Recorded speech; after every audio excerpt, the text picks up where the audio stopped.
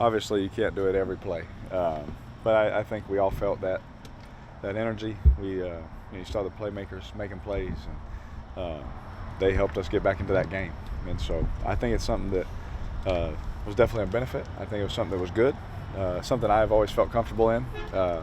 I've always dreamed of just running no huddle all the time, but I understand there's a defense and an offensive line to think about and all those things, But in my dream world, I would just do that all the time. Is there just like an element to that of just kind of being on the attack, being the aggressor, and you're kind of controlling your personnel groupings, not letting the defense up? Like, is that all that kind of play into that? Yeah, there's so many benefits, but there's also things that could cause a problem potentially. And so, just like anything, you got to weigh those things. Coach and staff, they do those things. But just as a player, I've always enjoyed it for many reasons. Some teams get real vanilla. Some teams still try and throw their pressures at you, but then leaves them vulnerable if they're trying to disguise or get set up. And there's spaces in certain certain pressure looks and coverage and things like that, which we were able to hit with Mike on one of them. But there's some benefits to it. Now, like we said, you can't do it all the time. You can't make that just one thing, but there's definitely some benefits for sure. What are some of those benefits and some of the things you enjoy about the no-huddle area? There's some things that I don't want to say because then all the coordinators will know why I like it, and all the defensive players and those things. But I think just like anything, any kind of change-up, keeps people off guard, something that they've done really well here for a long time. Different personnel groups, different tempos, and things like that, and it showed in that game for us. Is there a way to incorporate it throughout the flow of a game? I know you can't play all 4 quarters, but even Eric McCoy talked about maybe when you go up to the line, the next play. Like you go up with 2 plays there. Yeah, there's different things. There's a lot of different ways. I've been in a couple of different systems that have done it. A plethora of ways. Whether it's hand signals, calling 2 plays. Doing no play call, and you just call it at the line, and or 2-minute kind of mode where a quarterback's just calling plays. And I've done it in every kind of way, and there's benefits and obviously weaknesses to every part of that. But for our coaching staff, and DA is the head coach, and how he sees the game and how the coordinators see it's best for our players. There's definitely ways to do it. Is it the week for it? All those kind of things. Yeah, last week we heard, Keith and some others talk about kind of streamlining things a bit, maybe paring down the offensive attack that people are comfortable with. Obviously, in the hurry up that's kind of happening naturally, we have a limited menu. Do you think that's part of the second half? You kind of just got into a rhythm of what's been working and what people are comfortable with? Yeah, a lot of that is game plan plays, or I should say training camp type plays, right? You have your game plan plays, and you have to have those because you have to be able to attack a defense a certain way, have answers for certain things, and be ready for anything in a football game. But I think it was just nice, excuse me, for our guys. We were just running training camp, kind of plays, and that mode that we were in, and there was a few game plan looks that we got to and things like that. So it was a nice mix. And so, I think doing that, I've been a part of, 500 play game plans. I've also been a part of, 45 play game plans, and I've seen both do success, and I've seen you come off the field and you're like, wow, well, that didn't work, that didn't work. You've been on both sides. So this really takes a deep dive into the study of the team, your own personnel, what's best for your guys, and that's just a short answer for like a pretty big answer kind of question. Derek, how was Chris Olave's demeanor at practice today? Oh, Chris was great. Me and Chris, we talk almost every day, and I know he's been battling some things, and he's gone through some stuff. But just as a brother, as a teammate, as a friend, just being there for him. We FaceTimed for like 20 minutes the other day. We're getting on the same page. Early in this thing, we knew that there'd be bumps. We just didn't think we'd only have this many wins at this point. But we knew there'd be a couple bumps in the road, and we were just talking through those things on how to be problem solvers. Because one thing I said after the game is I'm too emotional right now. I've wanted it so bad to be perfect from the beginning, and I'm in year 10. I'm not in year 2. I have just this expectation of how it should feel, but I've had to calm myself and just be a better communicator. And and I explain that where I've been wrong in some of my expressions and things like that. Maybe there's a different way to go about certain things, and honestly, there's been times where he may have caught the brunt of something that wasn't even about him. And the same to me. I've been yelled at by players and coaches in my career and things like that. And then you talk about it. Football is a violent, tough sport. Sometimes there's emotions and things are going to happen. But with one thing Rich Bisaccia always told me, he said, you can have that moment, just make sure you always circle back. And I thought that, the conversations Chris and I had have been just so productive, and it's been so good that I think he's in a good place. I like where he's at. His mentality today was awesome. Made some great plays, so I'm excited for what he does. Did those conversations extend out from just not only the communications but stuff that's happened recently with Chris? Did any of those conversations you have to talk to him about?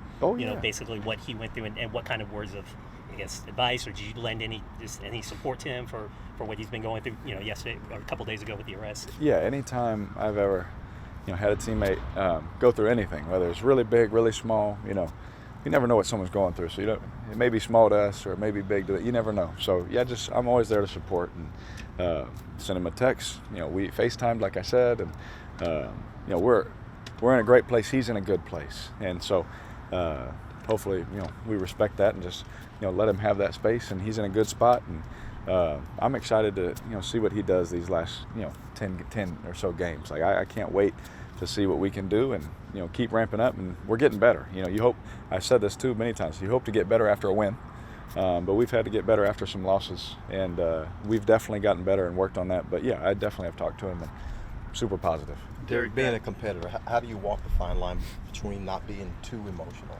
Yeah. I mean, I know what's good for me, and I know when I'm in a good place, and I know when I'm too frustrated, and with whatever. It doesn't even matter what the reason, but I just know. And it's so funny, people, they think, everyone thought I was yelling at Pete one time. Wasn't even talking to Pete. Everyone thought, one thing or this thing, or I'm mad at that and mad at this. Is like, man, 10 years ago when I got in the league, every quarterback was cussing everybody out. And now I didn't even cuss nobody out, and everyone thinks that everyone's mad at each other. And so times are definitely changing. I can tell by the gray hairs in my beard, and by people getting upset by a quarterback yelling. But I do have to temper my emotions. And I think with a little bit of the frustration of losing, I've let that get the best of me, if I'm honest. And usually, no matter a mistake in it, I'm super positive, but I also realize how good we can be. And I won't change the demand of excellence for myself, for my teammates, but there is a better way to do it, I think. Derek, that one specifically certainly came across as that someone else made a mistake. I mean, so in this case, did you have to specifically apologize to Chris for that? Because obviously it made everyone think Chris did something wrong, that it was just watching. Everyone on that field did something wrong during that game, even the team that won, and there's just been a few times where, our communication based on the expectation or based on what I thought the design was, what he thought the design was, what he was told, what I was told. And the best thing to do is just lay it out there, wipe it out. Okay, this is what I'm thinking. And what didn't get caught is right after that happened, him and I went face to face, and we talked calmly.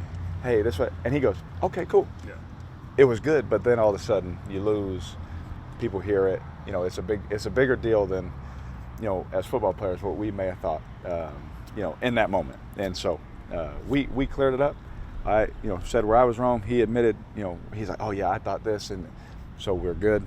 And moving forward, I think that's really how our whole team is, and it's been almost a week, so we've had a lot of good days in between there. Well, there have been public examples. I think players are being more vocal about pointing out what didn't work on this or what they'd like to see more.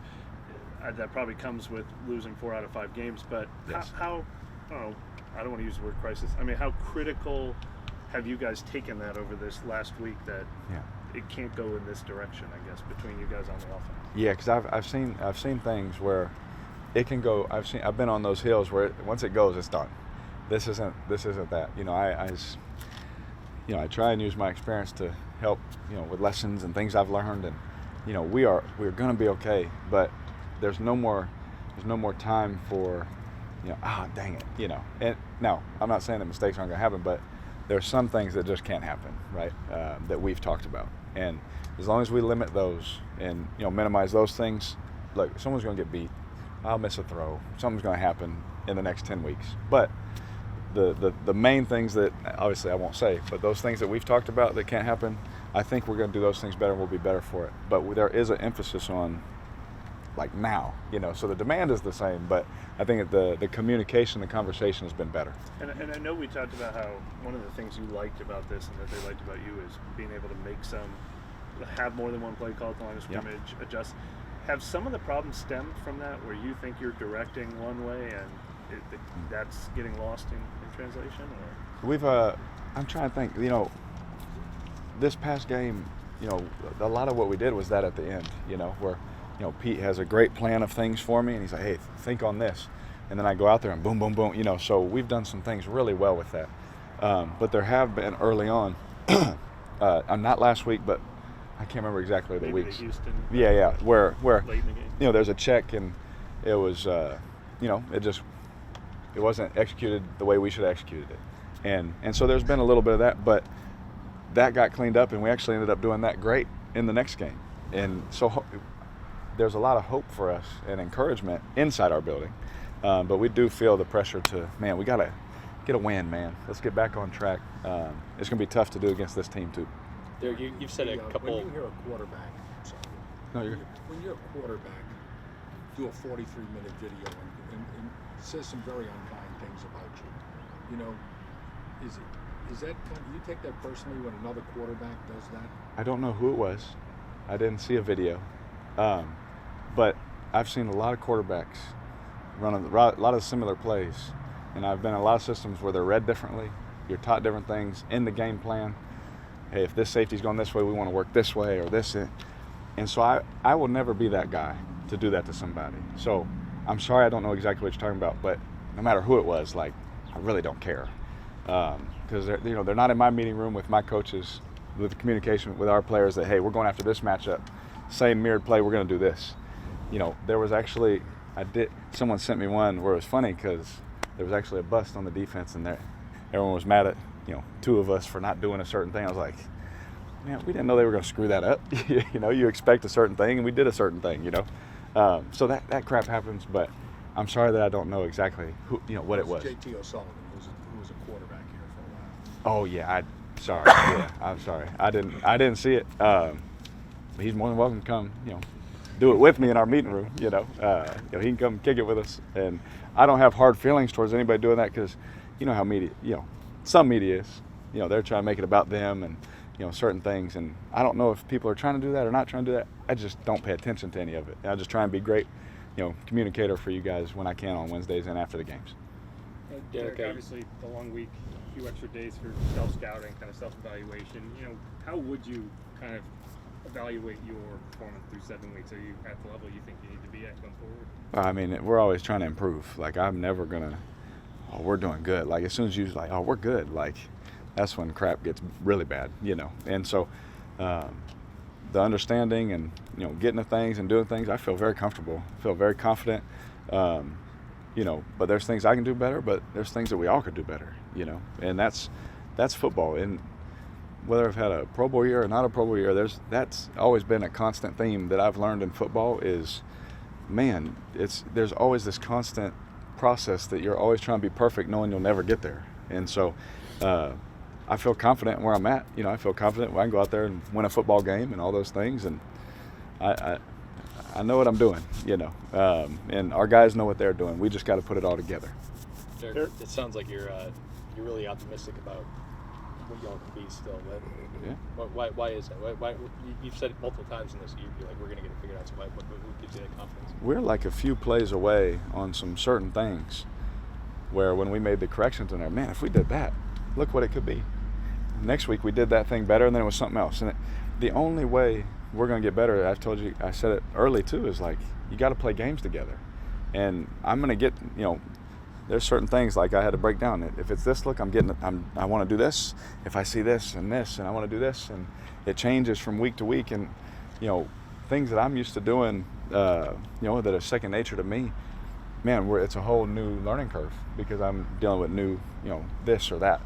And so I feel like we keep getting better on certain things, and that's why I still have hope. If we had a bunch of guys come in here sad and feeling sorry for themselves and, not working and practice was terrible, then I'd be, I probably would be too emotional again, honestly. But I don't feel that way because of the men that I'm around. I just continue to see this fight to want to get it right. And so still early in the season. We're going to be all right. Derek, what DA said earlier, these last few days there's been a lot of talk, a lot of meetings, a lot of conversations. I mean, how would you characterize the last few days with the team in general, the leaders on the team? Yeah. I won't get into like what exactly was said and all that kind of stuff, personal.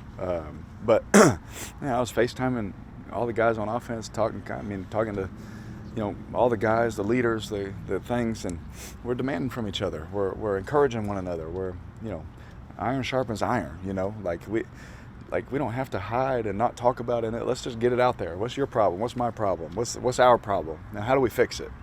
And be men about it. And I think that the ultimate thing that I took away was I felt this unity in the last, I don't know the days, but the last 4 or 5 days, that just this unity, this come togetherness. We put it out there. We said what we needed to say.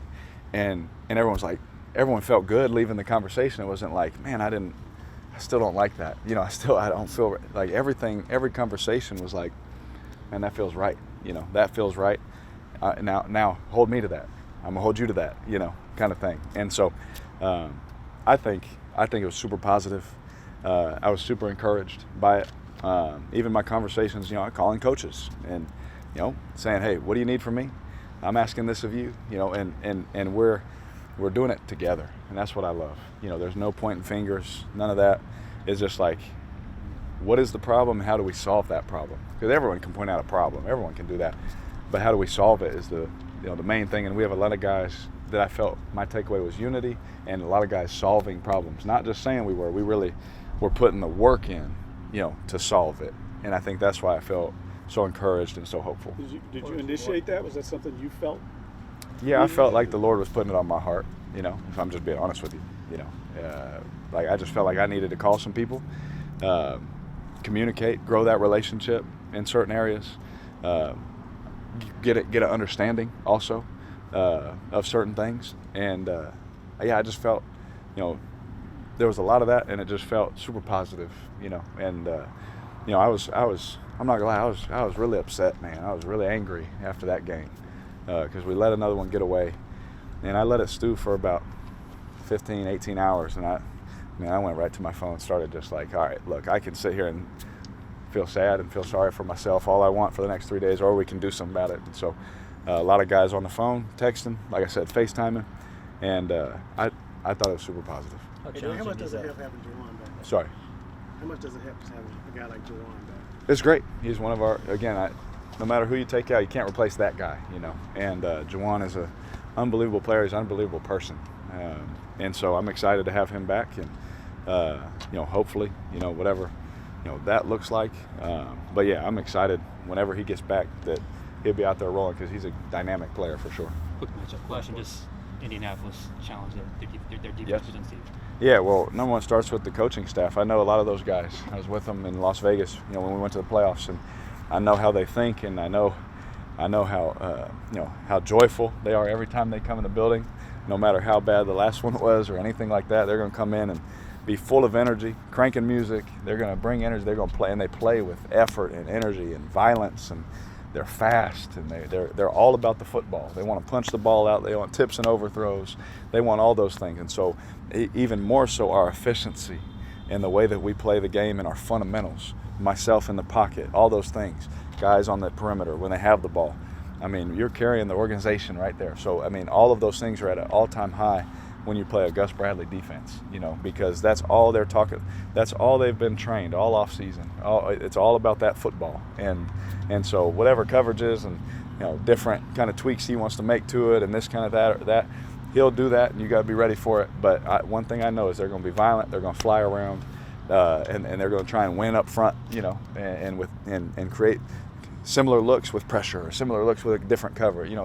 They do a great job, and I have all the respect in the world, not only for those players that are on that defense. I've played many years, but for those coaches, because I love Gus.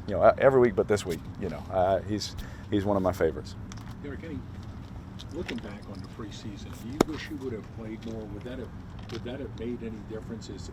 Let's say as an offense that you guys played a half one game and a half the next. Would that have accelerated the process a little bit? It's hard to say because you don't really get a lot of difficult kind of looks.